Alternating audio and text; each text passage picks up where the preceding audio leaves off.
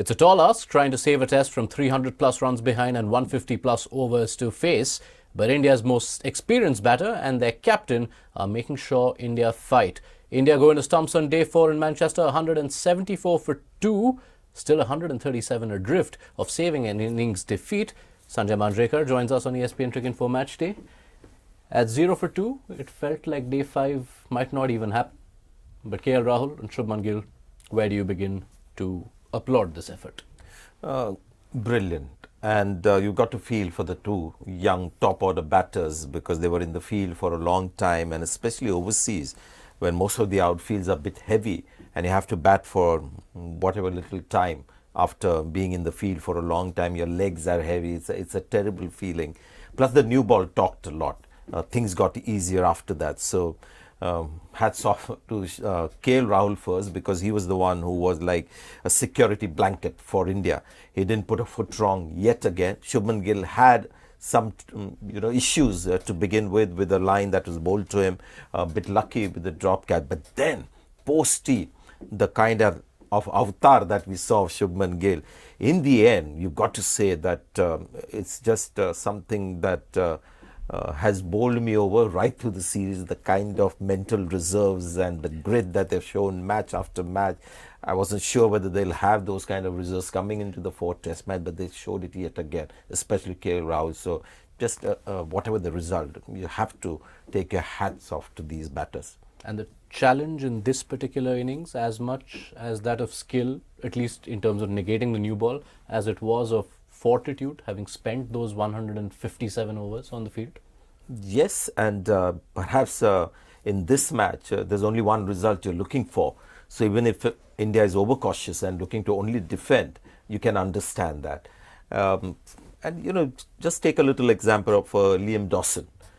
In a different scenario, if India had to score 15 runs and over, both Shubman Gill and KL Rahul can hit Liam Dawson for 3 sixes in an over. They have that game, but they're still able to play the other extreme kind of style from the kind that we see in T20 cricket. It's just, you can keep praising every aspect of it. It's just amazing that in this day and age, and I've said this a million times, I'll say it again, especially Shubman Gill, I think he'll add a lot of value to this innings because of what happened prior to this innings. Yeah, he'd had 3 innings of struggle after 4 innings of a run fest. They are both notching up the milestones. Gill creeping up on Sunil Gavaskar's all-time series mark for India. KL Rahul has now batted more than 2,000 balls, and only one other visiting opener in the 21st century has managed to do that in England. That was Graham Smith. Those accomplishments are things players can be proud of, but as a player you seek those moments, defining moments in a career, and day 5, you can look at it for both Gill and Rahul as potentially that moment. They've already batted 60 plus overs. If they can add a few more, this would be a special achievement. Yes, for me it seems unlikely because it's a situation where it's just one partnership. Because when you look at the batters to come, Rishabh Pant may come in, but if he's required to defend, then how much of a threat he's going to be. But whatever the result, these two guys, the way they've batted has been incredible. Yes, the pitch eased up a little bit, but there were a lot of, again, good balls that were left alone. The line that was bowled to Shubman Gill, once the anxiety disappeared, he just got into better positions. So whatever happens on the final day, just these two guys having spent so much time in the middle, and not once you felt that that grind got to them and there were some loose shots played, because that happens to a lot of batters, even the old timers. There would be a patch where they would suddenly lose patience and do something rash. Nothing of the kind. So what is the biggest challenge for these two, as indeed India on the whole, on day 5? You bring up the knowledge that Pant, whether he's available or what version will be available, the patience, the early half hour, and the knowledge that the second new ball will be available before the end of the first session. The first 30 minutes, it's a very cliched term that we all use, that first 30 minutes will be crucial, or 1 hour. But it will be, purely because of the overnight rest, and the pitch tends to be a little fresh. So, and the English bowlers also will come with renewed energy, and they've got three handy seamers. So that will be a patch that India will be mindful of. Having said that, both Shubman Gill and KL Rahul have enough experience to know that this is crucial. So I don't see major issues there. The second new ball is due after 17 overs. And that's where I think the next big challenge comes for India. Plus the knowledge that if India lose one wicket, then the left-handers come in, and then suddenly Ben Stokes has another bowler to put pressure on the Indian batters, Liam Dawson, as a left-hand spinner bowling into the rough. Another possibly vital aspect of day 5 is whether Ben Stokes bowls at all. Hasn't bowled in the first 63 overs. Yeah, whatever I saw with Ben Stokes while he was batting, he went off the field as well. There was one sprint that I saw where he completed a single, and it seemed like he had recovered. And we've seen earlier in the series as well, when he's hobbled off the field in the evening and then come out and bowled and done everything that he can. So that, I think, is likely to happen.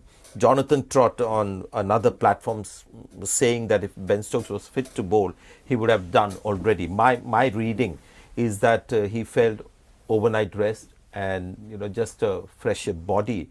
I have a feeling he'll come in if needed. Plus one wicket will just set another bowler free for England to use. Right. So no bowling from Ben Stokes on day 4, but it's a day he'll remember because it's a day where he managed to get his first Test 100 in 2 years, and that is what drove England to 669, their highest total at home in the Bazball era, their 5th highest overall in Test history. Ben Stokes came into the series with various questions. Can he bowl enough? What's happening to his batting? As it stands, he has more wickets than Jasprit Bumrah, or indeed any bowler this series, and more runs than Yashasvi Jaiswal. Incredible. Bowling, well, 2-3 things. One is that he bowled a lot. It was almost like he had no option but to bowl a lot because there was hardly any support. If there were 2 or 3, bowlers like Anderson Broad or somebody else, bowling well, maybe he would not have bowled as much. Wasn't getting runs while he was getting all those wickets. So that was motivation enough that he felt that he had to contribute. And then getting 100, which I felt India just made it a little easier at the start by taking the second new ball and just getting him on his way. Just goes to show very few cricketers ever in the history of the sport would boast of having the ability to get hundreds, to get 5-wicket hauls, to captain in a very different and successful way, plus fielding brilliance that can change the trajectory of the match. Let me tell you how rare that mixture is. The last time a captain had 100 and a 5 in the same test was a man you enjoyed playing against, Imran Khan. It was back in the 1980s. So Ben Stokes is back with bat and ball. Some may ask, when was he ever gone? But he'll perhaps be the first to admit that this was among the easier bowling attacks that he's had to score a Test 100 against. And that takes us to India, who have conceded 600 in a Test for the first time in 14 years. That's more than 100 Tests. And they went in with 6 bowlers, which they've really wanted to. But the bare numbers show us that Shardul Thakur, 2 Tests, 27 overs bowled. Nitish Kumar Reddy, 2 Tests, 28 overs bowled. So India are they really using their 6th ball? I think what is coming through for everyone, despite India's heroism with the bat, is that the selections have been quite poor. We saw what Shardul Thakur was capable of in the first Test. Despite that, he was picked again, and we've seen that repeat. This inclination to have a bowler because he can bat a bit, I think has to be dumped. And India in this particular Test match needed a pure batter. And now we're seeing, why India is catching up with England is because just the mountain of runs that were piled up. KL Rahul and Shubman Gill are trying their best to, salvage. But a pure batter in the team would have been handy, plus a pure wicket taker with the ball. So, I mean, it's been hard to understand that India have just looked to get players who have 2 skills rather than just go for quality. And Kuldeep Yadav not playing the whole series tells you the approach of this Indian team management, who believe that India needs to get 20 wickets, but it's going to be very difficult to convince me If that was the case, Kuldeep Yadav would have played a match, at least one game by now. And one of the more curious or ironic things that in the 2 series India have played, their last 2 test series, it is the win that has almost cost them in terms of team balance, because Perth, they stuck to that balance, Yeah. and paid the price. Yeah. Edgbaston, they changed the balance from the first test, and they're possibly paying the price. Yes, and something like, for example, Jadeja as an all-rounder. He's got the runs. Everyone very impressed, almost saw India win. But as a bowler, he hasn't contributed. So that has hurt India. Washington Sundar got 4 wickets in the last game. So there was no way you could leave him out. So Kuldeep Yadav had to sit again. But if you're thinking Kuldeep Yadav playing more matches, I'm sure he would not have been used just for 11 overs, or he would have bowled, say, as many overs as Jadeja and not gotten more wickets. So yes, all those things have come into play. And I hope whatever the result, that's an area that India improve on. Just this obsession of having somebody in the team for his second skill. Right. It is individual brilliance that is keeping India alive in this series, as it has through the course of this series.